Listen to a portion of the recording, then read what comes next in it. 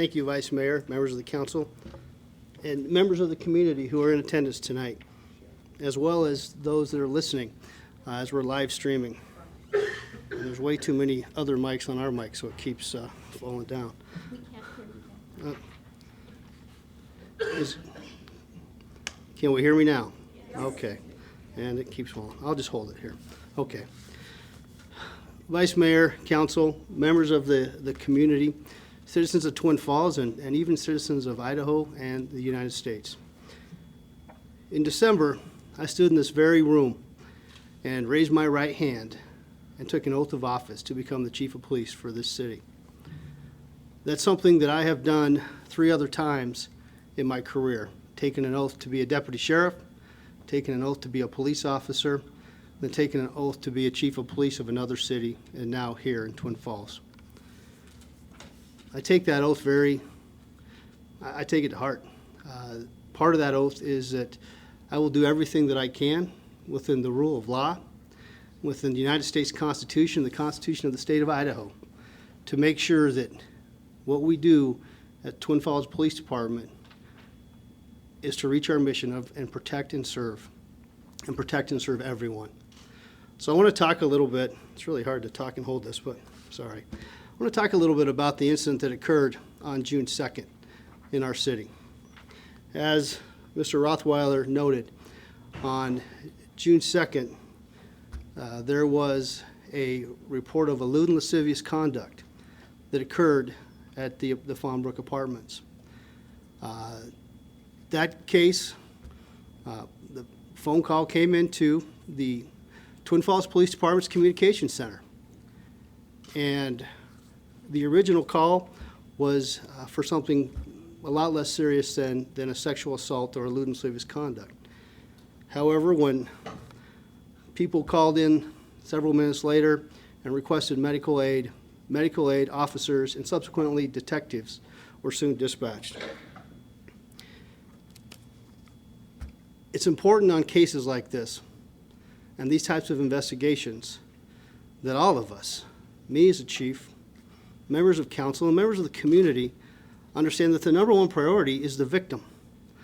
We can't forget this. We have a young girl who has been victimized, and part of my oath to serve those victims is to make sure that it's done with the proper protocol and to make sure that we don't re-victimize the victim. I think where we're at in the 21st century, not only in law enforcement, but just in the United States, we have a lot better understanding of how to deal with victims of sexual assault than we did even 26 years ago when I first got into this profession. We've come a long ways, and we do a really good job with how we deal with victims of these types of heinous crimes. The individuals responsible for this crime, for this incident, 2 of them have been arrested and taken to the Juvenile Detention Center. That happened on Friday. You need to understand that these types of cases take a long time, and just in a little bit, I'm going to talk about how we investigate these types of cases. But I think the community, city council, everybody has a right to know that the 2 offenders are in fact currently incarcerated in the Juvenile Detention Center here at Snake River Juvenile Detention. I think we're all aware that the handling judge has sealed this case. Because of that, and because of state laws that deals to juvenile offenders, I, as the chief or any law enforcement official, really cannot comment any further in regards to that particular incident. But what I would like to do is to first talk about some of the things that didn't happen, because there's a lot of misinformation on social media. A lot of stuff that, quite frankly, I don't know if they made it up or what, but it's just not true. And I'd like to address a few of those issues.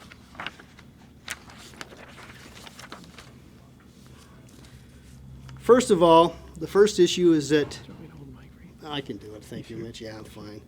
The first issue is that this was a rape committed by 3 Syrian refugees. That's not true. As Mr. Lobes was quoted in local media today, the juvenile suspects are not from Syria. In fact, they are from the countries of Sudan and Iraq. And we understand that they have been in the United States for less than 2 years. I am not certain as to their refugee status, but they have been here for less than 2 years, and they are from those two countries. There also was reported that a knife was used. There's no evidence to report this. No evidence that a knife was used. That it took the Twin Falls Police Department over 2 hours to respond. Quite simply, that just is not true. The Twin Falls Police Department, the Magic Valley paramedics, and even the Twin Falls County Sheriff's Office responded in due time. Detectives were on scene in short order of time. This was an investigation that was taken very seriously right after it was reported that this was a sexual assault investigation. The investigation took quite a bit of time, and I'll go into maybe some reasons of why that happened. And when that investigation was complete, the full investigation was turned over to our Twin Falls County prosecuting attorney, Grant Lobes, in his office. There's some stuff on social media that the suspect or subject's father or fathers were high-fiving and congratulating the boys on this incident. We have no evidence at all that that occurred. We've been asked, did the Twin Falls City Council cover up this incident? And the answer to that, adamantly, is no. The Twin Falls City Council, nor member of Twin Falls government, has tried to do anything to cover up this incident. Has the City Council done nothing to address this crime? To that I say, it's not City Council's job to investigate or address criminal matters. As you know, Vice Mayor, members of the council, your role is governance, and you do a good job with that. You provide the police department and me as the chief with the mission and the direction and the resources to carry that out. And the men and women of the Twin Falls Police Department do a pretty darn good job of doing that. I'm not saying we're perfect, and we do learn from our mistakes, but we do a good job of carrying out the mission of the City of Twin Falls and the City of Twin Falls Police Department.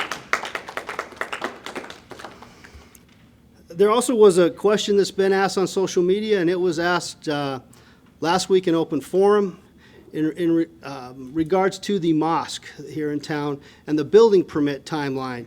Now, obviously, the building department is not a department that I work in, but I have some friends that I reached out to. The building permit for the mosque was submitted on January 27th and subsequently issued on April 17th. Obviously, not 24 hours. I would also say that there was a plumbing permit that was issued on May 15th for this building. That's the same day that it was applied for, but that is common practice in the City of Twin Falls for plumbing permits to be issued the same day that somebody comes in and asks for it. So those are a few of the items of misinformation that I wanted to address, things that just quite frankly were not true. Now I'd like to talk a little bit about sex abuse investigations and how we in law enforcement conduct these investigations and the many partners that we have when we conduct these investigations. Because the Twin Falls Police Department does not take these investigations lightly, and we do not conduct them by ourselves. When a call of a sexual abuse of a child comes in through the dispatch center, first and foremost, our number one goal is the safety of that child, or for that matter, any victim of sexual abuse or any crime against persons. We want to make sure that the medical needs are being met, and we want to make sure that they are safe from the perpetrator or perpetrators. Are they away from the suspects? Obviously, if they're not, police are dispatched what I would call in a Code 3 response. We come in with lights and sirens and get there to try to stop the act in progress if that's what we have to do. More often than not, when lewd and lascivious conduct is reported to law enforcement, it is reported after the fact. It is reported when that incident is actually no longer happening, and the victim, most of the time, is in a safe place. Therefore, our first after that is to get the medical aid to the victim. And dispatch patrol officers and/or investigators to make sure that all evidence is collected and that statements are taken. Now, I will tell you, there is a matter of practice. Patrol officers nor detectives will interview young children when it comes to these types of cases. Because we know from the years that we've been doing this that the questions and the question formulation in interviewing young child victims is so important. And we don't want to do anything that's going to, A, re-victimize. In other words, we don't want this child to have to tell that story more than once if we can help it. And we also don't want to do anything that's going to jeopardize the prosecution if an officer or detective were to improperly formulate questions. So here in Twin Falls, in the Magic Valley, we're very lucky. We have some great partners. One of those partners is CARES. CARES stands for Children at Risk Evaluation Services. CARES works in conjunction as a part of St. Luke's Regional Medical Center here in Twin Falls. CARES is an organization that each and every day saves lives. CARES is a partner that we in law enforcement, not just with Twin Falls PD, but also the Sheriff's Office and other partners, rely on so often for these types of investigations. We have a protocol within Twin Falls County. That protocol is signed by Grant Lobes, our prosecutor, by Sheriff Carter. It was actually signed by the former chief of Twin Falls Police Department, but I'll be signing that as well, and we follow it, as well as other law enforcement heads that dictate how we will handle crimes against children. So that we as departments, whether here in Twin Falls or in the city of Buell or any of our law enforcement partners in the county, we all do this the same way. There is a method to how we do this. And I can't stress enough that the number one reason that we do this and handle it this way is to make sure that we are not re-victimizing the victim and that we are garnering the best evidence possible. Now, CARES interviewers are trained to provide questions that are developmentally appropriate for that child. They want to make sure that the child can comprehend the questions and answer them in a safe, neutral facility. In other words, they're not interviewed at the Twin Falls Police Department or the Twin Falls Sheriff's Office. They're interviewed in a safe environment. TFPD and CARES also works with our many partners to make sure that the family of those involved and the child or victim themselves can get the proper counseling services that they need to get through this. I stand up here as a chief of police, but I think it's also important to note I'm a father of 3 and a grandfather of 3. You know, I'm a kid that grew up in Idaho. I grew up in Lewiston, and I've been down here in the southern part for the last 2.5 decades. But when push comes to shove, we all have our histories and we all have our belief systems. And I think that one of the things that we do a really good job with in law enforcement and here in Twin Falls County is our utilization of CARES, our other partners such as the Department of Health and Welfare, Child Protective Services that get involved in these investigations, working with the Victim Witness Coordinator for the Twin Falls County Sheriff's Office as well as the Twin Falls County Prosecuting Attorney's Office. We do all these things so we can envelope around the victim and so we can make sure that victim is covered with the services that they need. These cases are investigated very carefully and again, not quickly. Oftentimes these cases come down to physical evidence that takes time to collect, needs to be sometimes sent off to various labs especially through the Idaho State Police at the lab in Meridian, as an example. Oftentimes, these cases in today's society also involve some sort of computer or mobile device. And we utilize our prosecutor friends to get warrants to obtain those devices and then to search those devices for evidence that supports. And then most importantly, the statements of the victim as well as any other witnesses.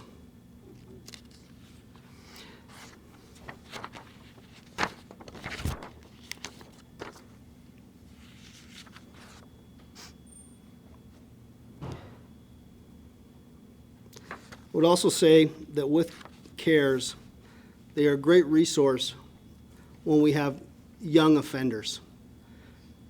Because in my 26 years of policing, of which several were spent investigating these types of crimes, lewd and lascivious crimes,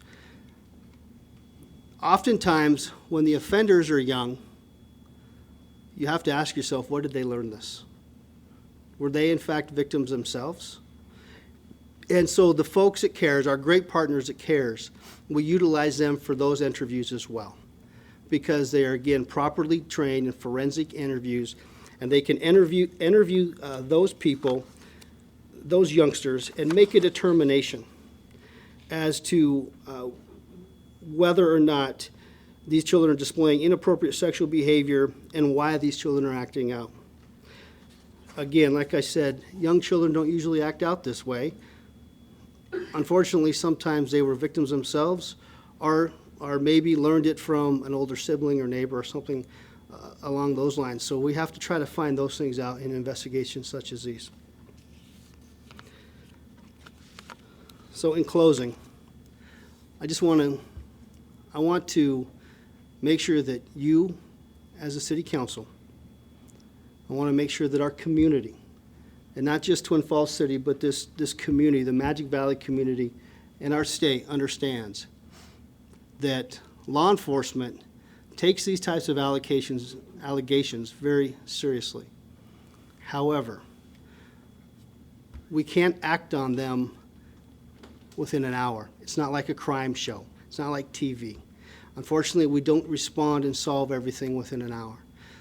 To try to do that would not be fair to the victims involved in cases such as these. We need to take our time. In the incident that we're here to discuss tonight, again, I will tell you that the investigators took their time appropriately. They worked with CARES to make sure the right interviews and everything was done right. And then this case was submitted and reviewed by our partners at the prosecutor's office, just like any of these cases. And so that's why we're here tonight. I know that the community and even the national community is asking a lot of questions. I hope I've cleared up a lot of the mistruths, a lot of the information that is out there in social media that just isn't true. I mentioned at the beginning that I took an oath right here in this room, and I took that oath and pledged to you as a council and to this community that I would do my best as a chief to protect and serve everyone. I don't care who they are. I don't care what color they are. I don't care how much money they have or don't have. And I don't care where they're from. If they're within the jurisdictional boundaries of the city of Twin Falls, it's my job to make sure that they're protected. And if people violate the law, same thing goes. I don't care where they're from. It's my job to make sure that we investigate these cases properly and that these cases are presented to our partners at the prosecutor's office in a fair and just manner, and then that part of the criminal justice system will take over. Thank you very much.